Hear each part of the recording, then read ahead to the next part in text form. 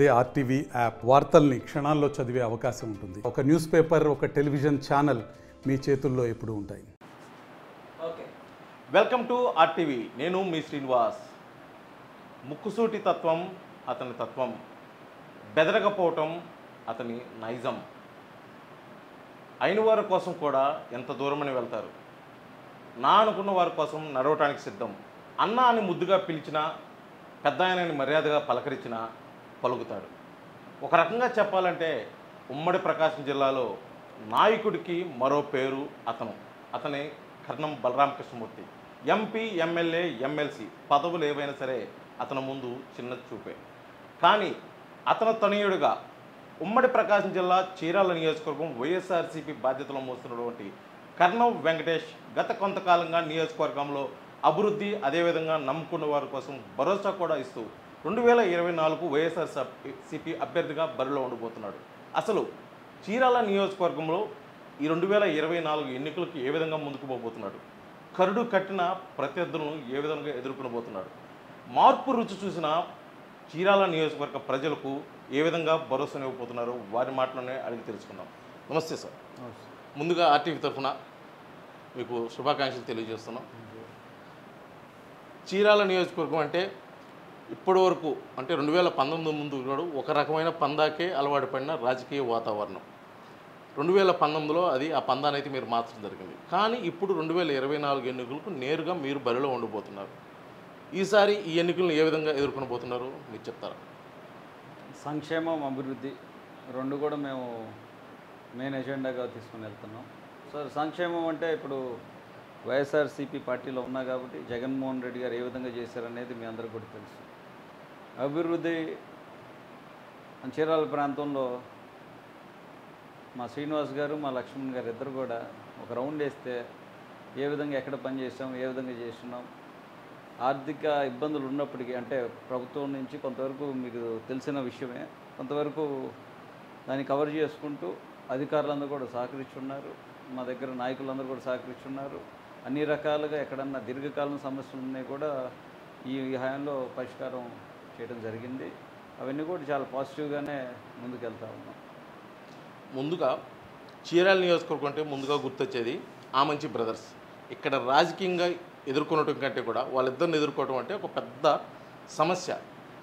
కానీ వాళ్ళని మీరు ఎదుర్కొనాలంటే మీ దగ్గర ప్రత్యేకమైన ప్రణాళిక ఉందా? అసలు ఏ విధంగా వెళ్ళబోతున్నారు? వాళ్ళిద్దరు సమస్య భయపడేవాడికి నాకు కాదు. వాళ్ళు ఒకరికి సమస్య అవుతారు అనుకోవడం చీరాల ప్రాంత ప్రజలకి ఏంటంటే ఆ భయభ్రాంతులు గురి చేశారు కాబట్టి బహుశా భయపడేవాడు భయపడతాడు, మాలాంటి వాడు కాదు.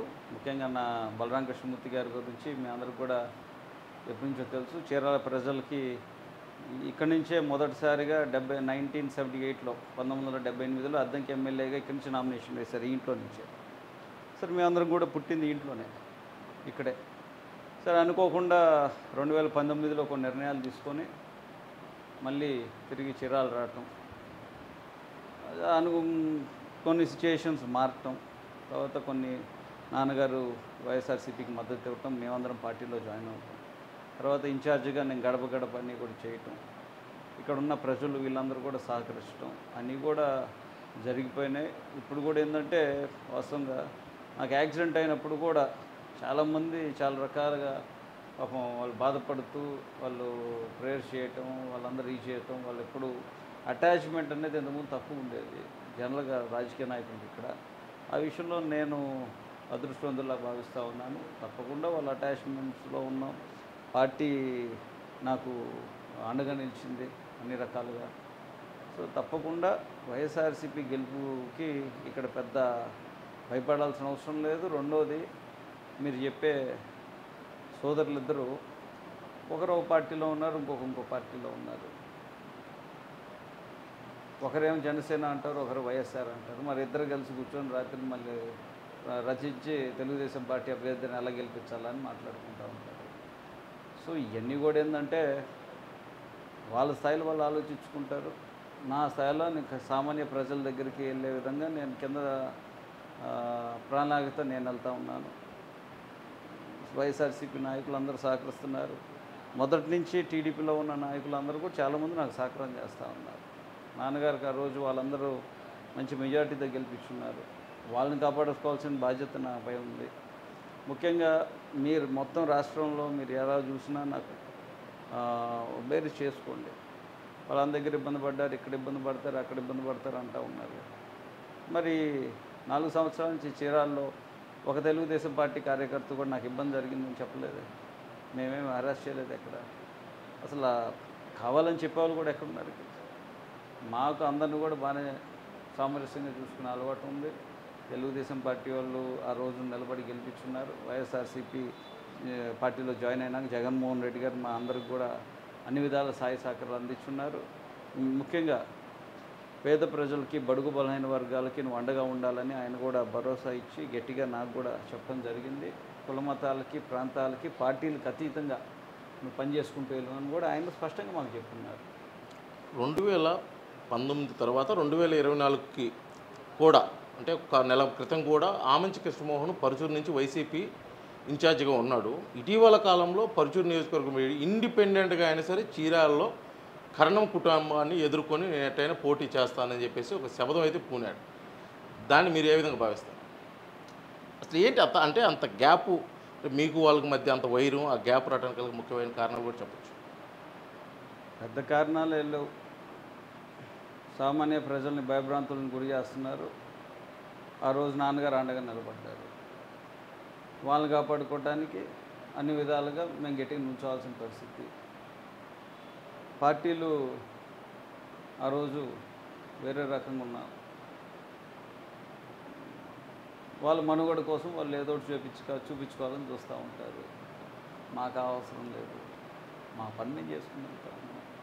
ఎవడు దారిలో అడ్డు వచ్చినా ఏం చేయాలో ఏం జరిగిద్దో పైవాడు చూసుకుంటాడు.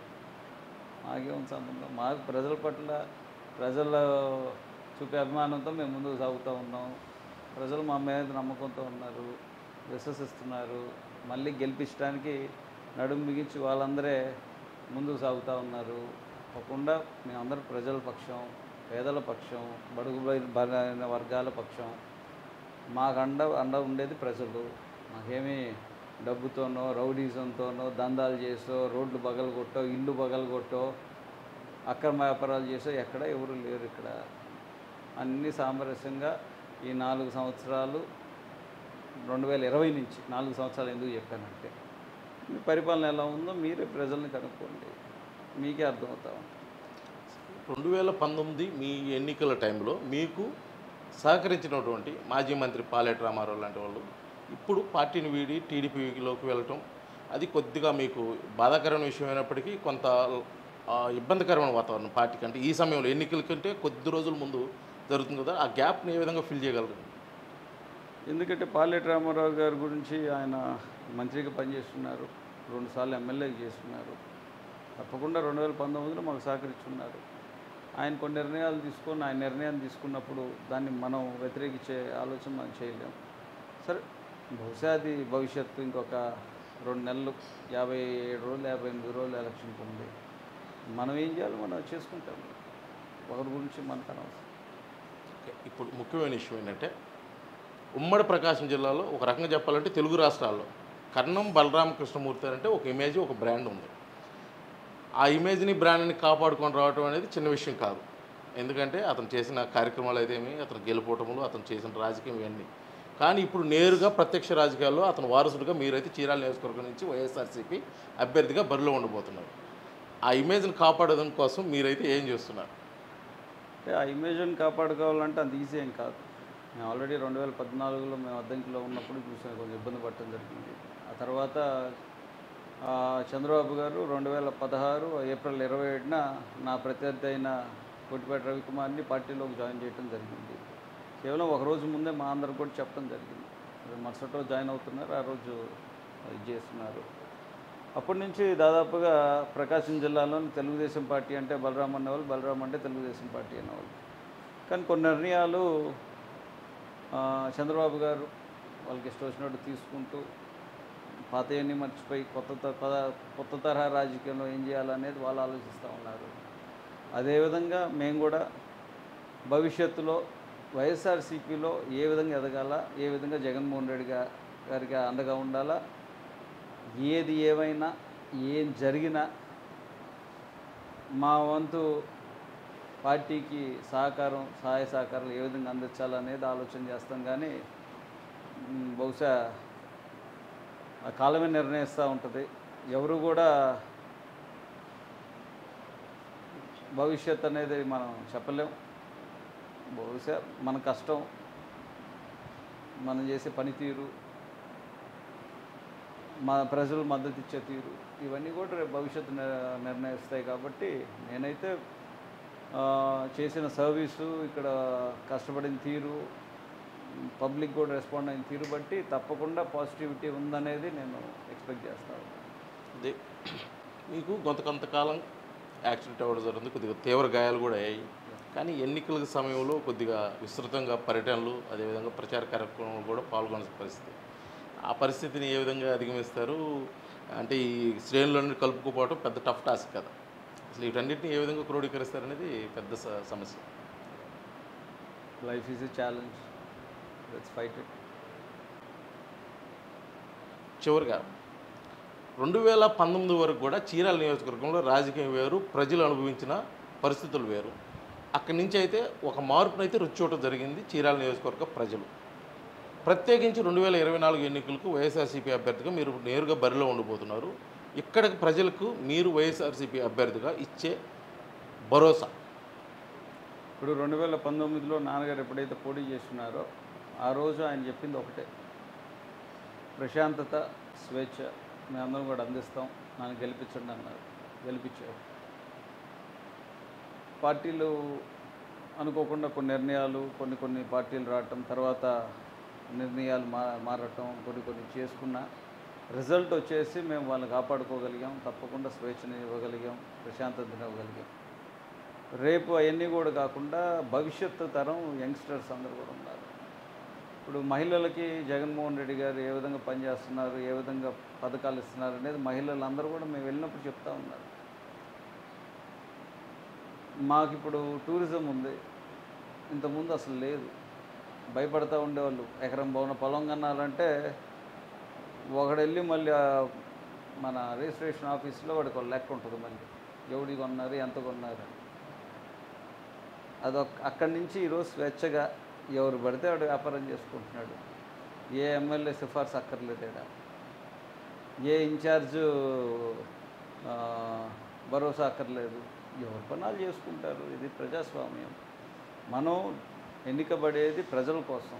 వాళ్ళు హింసించ అనుకోవటం కూడా తప్పు. ఎందుకంటే కొన్ని దగ్గర మేము ఇప్పుడు గత 2019 ముందు ఏం జరిగిందో మీరు ఒకసారి ఎంక్వైరీ చేయండి. ఎందుకంటే కెమెరా ముందు ఒకరి గురించి నెగిటివ్ మాట్లాడటం నాకు అలవాట్లేదు. ఇప్పటికి డిఫరెన్స్ చూపించాలా. రేపు భవిష్యత్తులో టూరిజం హబ్గా మేము కూడా చూడాలా. మా చీరాల ప్రాంతం డెవలప్ కావాలా, చేనేత హబ్గా డెవలప్ కావాలా, ఎడ్యుకేషన్ హబ్గా డెవలప్ కావాలా. పోర్ట్లు ఇవన్నీ కూడా వస్తూ ఉన్నాయి. అవన్నీ కూడా వస్తే మత్స్యకారులకు చాలామందికి ఉపయోగపడతాయి. అదేవిధంగా రోడ్స్, ఫ్లైఓవర్ వస్తూ ఉంది దాదాపు 73 కోట్లతోటి. ఇవన్నీ కూడా ఏంటంటే కొంతవరకు చీరాల ప్రాంత ప్రజలకు ఎప్పటి నుంచో ఉన్న కళలు, వాటన్నిటిని కూడా పూర్తి చేసుకునే విధంగా, అదేవిధంగా అత్యధిక హౌస్ సైట్స్ కూడా ఇవ్వాల్సిన బాధ్యత మాపై ఉంది. దాన్ని కూడా మేము పరిగణలోకి తీసుకొని ప్రాసెస్లో ఉంది. కాబట్టి ల్యాండ్స్ ఇచ్చి మళ్ళీ ఇల్లు కట్టే విధంగా ఏ విధంగా చేస్తే వాళ్ళకి ఉపయోగపడింది, పేద ప్రజలకి, బడుగు బలైన వర్గాలకి ఉపయోగపడే విధంగా గవర్నమెంట్ అనేది సహకరిస్తూ ఉంటుంది. కాబట్టి డెఫినెట్గా జగన్మోహన్ రెడ్డి గారి నాయకత్వంలో మేమందరం కూడా కష్టపడి పనిచేసి మంచి పేరు సంపాదించుకునే ప్రక్రియలో మేమందరం కూడా ముందుంటామని చెప్పి మీ అందరూ కూడా తెలియజేస్తూ ఉన్నాను. రాజకీయంలో మొత్తం మీద చివరికి ఒక ప్రశ్న. ఈ రాజకీయంలో చీరాల నియోజకవర్గం ముఖ్యంగా తీసుకుంటే ఇప్పుడు వరకు మీరు చెప్పిన విషయాలన్నింటినీ ఒక పక్కకు తీసుకుంటే చీరాల నియోజకవర్గంలో ఎన్నికలు దగ్గర పడుతున్న ఈ సమయంలో ఆమంచి స్వాములు ఒక పార్టీలో ఉన్నారు, ఆమంచి కృష్ణమోహన్ ఇండిపెండెంట్గా నేను స్వతంత్ర అభ్యర్థిగా 2014లో ఏ విధంగా అయితే పోటీ చేయబోతుందో దాని నుంచే ఉండబోతున్నారు. లేకపోతే వీళ్ళు కలిసి టీడీపీ అభ్యర్థికి సపోర్ట్ చేస్తారా? ఇవన్నీ పక్కన పెడితే ఇప్పుడు ఆమంచి స్వాములు నేను వేరు అని చెప్పేసి అతను ప్రచారం అతను చేసుకుంటున్నాడు. కృష్ణమోహన్ అతను కొంతకాలంగా స్తబ్దతగా ఉన్న పరిస్థితి. వాళ్ళిద్దరూ వేరు అని మీరు భావిస్తున్నారా? లేకపోతే అది ఎన్నికలు అంటే రాజకీయంలో ఇటువంటి కామన్ జరుగుతుంది కాబట్టి ఇది రాజకీయంలో భాగమని భావిస్తున్నారు? ప్రత్యర్థులందరూ ఒకటైనా నా నమ్మకం మీద నేను వెళ్తున్నాను. నాన్నగారి పనితీరు, వారు ఇచ్చిన భరోసా పట్ల పేద ప్రజలు, బడుగు బనియారు వర్గాలు నాన్నగారికి అండగా ఉన్నారు. ఆయన దాదాపుగా 5 సార్లు ఎమ్మెల్యేకి చేస్తున్నారు, ఒకసారి ఎంపీకి చేస్తున్నారు, ఒకసారి ఎమ్మెల్సీకి చేస్తున్నారు. ఇది మొదటిసారి చీరాల్లో, ఎప్పటి నుంచో ఇక్కడ ఉన్న మొదటిసారి మన చీరాల్లో పోటీ చేయటం, గెలవటం. వారు అప్పటి నుంచి వారి సమకాలికులుగా ఉన్న జనరేషన్ అంతా కూడా ఇంతకుముందు జనరేషన్, వారు నెక్స్ట్ జనరేషన్ కాక నెక్స్ట్ జనరేషన్ కూడా ఇప్పుడు ఆల్మోస్ట్ చాలామంది నాతో పట్టున్నారు. ఇవన్నీ కూడా ఈ పరిణామాలన్నీ చూస్తుంటే కూడా ప్రజల పట్ల మనం నమ్మకంగా ఉండి వాళ్ళు మనల్ని నమ్మితే తప్పకుండా విజయం మన వైపు ఉంటుంది అనేది నా నమ్మకం. ఇప్పుడు వైసీపీలోనే మీరు వైసీపీ అభ్యర్థిగా చీరాల నియోజకవర్గం నుంచి ఉంటున్నారు. At the same time MLC Pothula Sunitha కూడా ఎక్కడి నుంచే ఉన్నారు, వైసీపీ నుంచే ఉన్నారు. అయితే కర్ణంకి కోతుల మధ్య కొంత గ్యాప్ కొంతకాలం నుంచి అయితే నడుస్తుంది. ఈ ఎన్నికల సందర్భంగా గ్యాప్ క్లోజ్ అయ్యే అవకాశాలు ఉందా, లేకపోతే ఆ గ్యాప్ మరింత పెరిగే అవకాశం? గ్యాప్ ఎందుకు ఉంటుంది అసలు? 2014లో పోతుల సునీత గారు తెలుగుదేశం పార్టీ చీరాల క్యాండిడేట్. నేను 2014 అద్దంకి క్యాండిడేట్. ఎడం Balaji garu 2014 YCP candidate. Amanchi Krishnamohan 2014 Navodayam party candidate. Paleti Ramarao garu 2009 Prajarajyam candidate. Janjana Srinivas garu 2009 TDP candidate. Amanchi Krishnamohan 2009 Congress candidate. ఈ మధ్య మొత్తం నడుస్తూ ఉంది. ఇవన్నీ కూడా పోయి ఇప్పుడు రాజకీయంగా 2019లో ఇంకో సమీకరణాలు వచ్చినాయి. 2024కి సమీకరణాలు మారొచ్చు, మారకపోవచ్చు. ప్రజల పట్ల మనందరం పనిచేసే వాళ్ళమే కాబట్టి పార్టీలు అందరం కూడా ఉన్నప్పుడు ఒకరికొకరు సహకరించుకునే నైజం అందరికీ ఉంటుంది. మరి సహకరిస్తారా లేదా అనేది వాళ్ళని అడగాలి, కానీ నేనైతే మిగతా వాళ్ళు ఎవరిని ఉంటే సహకరిస్తాననే చెప్తాను.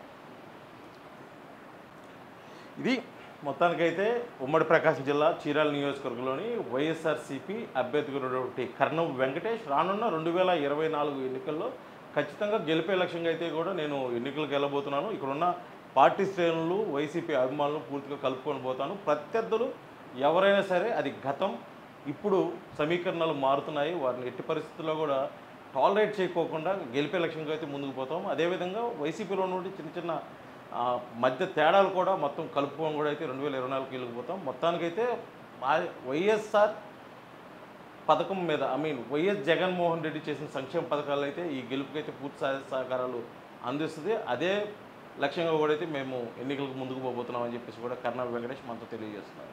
వీడియో జర్నలిస్ట్ లక్ష్మణ్తో శ్రీనివాస్, RTV చీరాల, ఉమ్మడి ప్రకాశం జిల్లా.